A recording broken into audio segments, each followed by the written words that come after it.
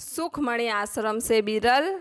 आज मैं आप सभी को सुषुम्ना नाड़ी को कैसे नियंत्रित करें और सुषुम्ना नाड़ी को हम कैसे चला सकते हैं, और जब सुषुम्ना नाड़ी चले तो हमें उस दौरान क्या करना चाहिए और क्या नहीं करना चाहिए, उसके बारे में समझाऊंगी। योग के संदर्भ में नाड़ी वह रास्ता है जिसके द्वारा शरीर की ऊर्जा का परिवहन होता है। देखा जाए तो कई योग ग्रंथ 10 नाड़ियों को प्रमुख मानते हैं, जिनमें 3 नाड़ियों का उल्लेख है। वो है इंडा, पिंगला और सुषुम्ना। अधिकतर लोग इंडा और पिंगला में जीते और मरते हैं और मध्य स्थान सुषुम्ना निष्क्रिय बना रहता है। परंतु सुषुम्ना मानव शरीर विज्ञान का सबसे महत्वपूर्ण पहलू है। जब ऊर्जा सुषुम्ना नाड़ी में प्रवेश करती है, जीवन असल में तभी शुरू होता है। यदि एक बार सुषुम्ना में ऊर्जा का प्रवेश हो जाए तो आप एक नए तरह का संतुलन पा लेते हैं। इससे आपके अंदर एक विशेष संतुलन आता है जिस पर बाह्य परिस्थिति का प्रभाव भी नहीं पड़ता। मनुष्य के दोनों नसिका छिद्रों से एक साथ श्वास प्रश्वास कभी नहीं चलती है। कभी वह बाएं तो कभी वह दाएं नसिका छिद्र से श्वास लेता और छोड़ता है। बाएं नसिका छिद्र में इंडा नाड़ी यानी चंद्र नाड़ी और दाएं नसिका छिद्र में पिंगला नाड़ी यानी सूर्य नाड़ी स्थित है। इनके अलावा एक सुषुम्ना नाड़ी भी होती है जिससे श्वास प्रश्वास प्रवाहित होता है। चंद्र नाड़ी से श्वास प्रश्वास प्रवाहित होने पर वह मस्तिष्क को शीतलता प्रदान करती है। सूर्य नाड़ी से श्वास प्रश्वास प्रवाहित होने पर वो शरीर को ऊष्मा प्रदान करती है। प्रायः मनुष्य उतनी गहरी श्वास नहीं लेता और नहीं छोड़ता है जितना एक स्वस्थ व्यक्ति के लिए जरूरी होता है। आध्यात्मिक मार्ग में उन्नति के लिए सुषुम्ना नाड़ी उपयोगी है। जितनी सुषुम्ना नाड़ी ज़्यादा चलेगी उतनी ही व्यक्ति की आध्यात्मिक प्रगति होती है। सांसारिक कार्यों के लिए सुषुम्ना नाड़ी उपयुक्त नहीं है। तो अब कैसे पता लगाए कि आपकी सुषुम्ना नाड़ी चल रही है? तो जब आपके श्वासा क्षण भर से नसिका के बाएं चले और क्षण भर नसिका के दाएं चले तो आपकी सुषुम्ना नाड़ी चल रही है, ऐसा आपको जानना चाहिए। तो सुषुम्ना नाड़ी चलाने की एक आसान सी ध्यान विधि मैं आप सभी को बताती हूँ। सुषुम्ना नाड़ी चलाने के लिए आप सुबह ब्रह्म मुहूर्त में उठ जाइए और अपने ध्यान का आसन ले लीजिए। फिर आप अपने ध्यान के आसन पे आंखें बंद करके बैठ जाए। ध्यान रहे कि जब भी आप बैठे तो आपकी स्थिति संतुलित हो और आप शांतचित्त हो। फिर आप अब गहरी सांस लें और पेट को रिलैक्स कर स्वाभाविक रूप से सांस लें। फिर अपने शरीर को व्यवस्थित रूप से आराम दें और 5-10 बार सांस लें, जैसे कि आपके पूरे शरीर में सांस आ रही है। और आप ये महसूस करें कि प्रत्येक सांस के साथ आपके भीतर शुद्ध सांसें प्रवेश कर रही है और सारी अशुद्धि आपके शरीर से श्वास के माध्यम से बाहर जा रही है। इसके बाद सक्रिय नथुने में सांस के स्पर्श पर ध्यान दें। आप बिना किसी रुकावट के अपनी सांसों को महसूस करें। अपने विचारों को आने दें, जाने दें, लेकिन आप अपने सक्रिय नथुने पे ध्यान दें। इसके बाद आप निष्क्रिय नथुने में सांस को ध्यान दें। फिर आप अंत में दोनों नथुनों से सांस लें, इस तरह कि सांस नाक के आधार से आँखों के बीच की ओर बहती हो। फिर सांस को बाहर छोड़ें।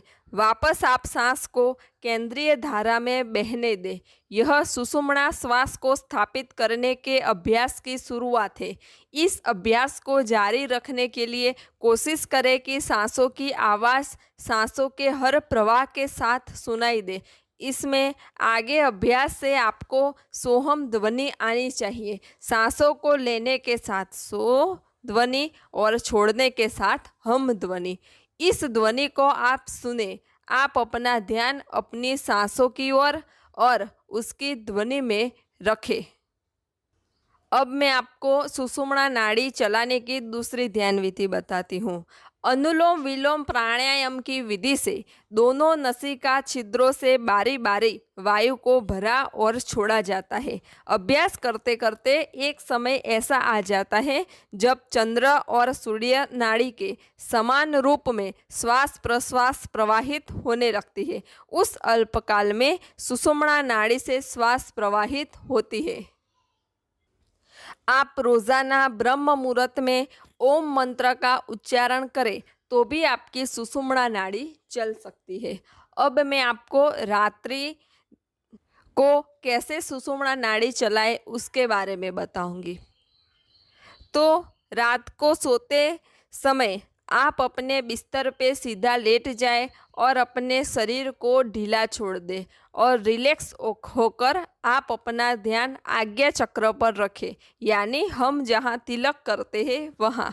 फिर अपनी श्वास आराम से लें जिससे आपकी सुषुम्ना नाड़ी चलेगी। अब मैं आप सभी को बताऊंगी कि जब आपकी सुषुम्ना नाड़ी चले तो आपको क्या करना चाहिए।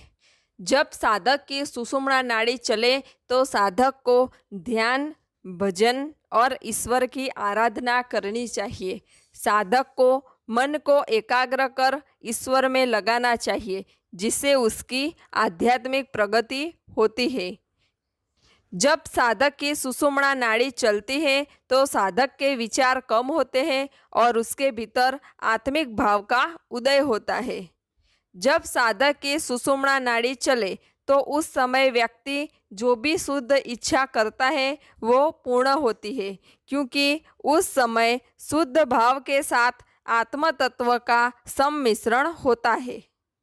जब सुषुम्ना नाड़ी चले तब साधक आत्मचिंतन की ओर बढ़ता है। उस समय जो साधक परमार्थ चिंतन और भजन करे तो उस साधक की आध्यात्मिक प्रगति होती है। जब सुषुम्ना नाड़ी ज़्यादा चलती है तो साधक में वैराग्य भाव बढ़ता है और साधक ध्यान मग्न होता है। जब साधक की सुषुम्ना नाड़ी चलती है तो साधक को निर्विकल्प समाधि भी प्राप्त होती है। अब मैं आप सभी को बताऊंगी कि सुषुम्ना नाड़ी चले तो साधक को क्या नहीं करना चाहिए। सुषुम्ना नाड़ी सर्व कार्य का नाश करनारी है, क्योंकि इस नाड़ी में अग्नि काल रूपे जल रही है। इसलिए जब सुषुम्ना चले तब लाभ अलाभ जय पराजय के विषय में विचार नहीं करना चाहिए। सुषुम्ना नाड़ी चले तब कोई शुभ कार्य नहीं करना चाहिए। अगर उस समय कोई यात्रा या प्रवास करे तो उसे हानि भी पहुंच सकती है। सुषुम्ना नाड़ी सांसारिक कार्यों के लिए उपयुक्त नहीं है। अब मैं आप सभी को ये समझाऊंगी कि जब सुषुम्ना नाड़ी साधक की चलती है तो साधक को क्या लाभ होता है। तो जब साधक की सुषुम्ना नाड़ी चलती है तो साधक की एकाग्रता बढ़ती है। जब साधक की सुषुम्ना नाड़ी चलती है तो उसे आंतरिक शांति प्राप्त होती है।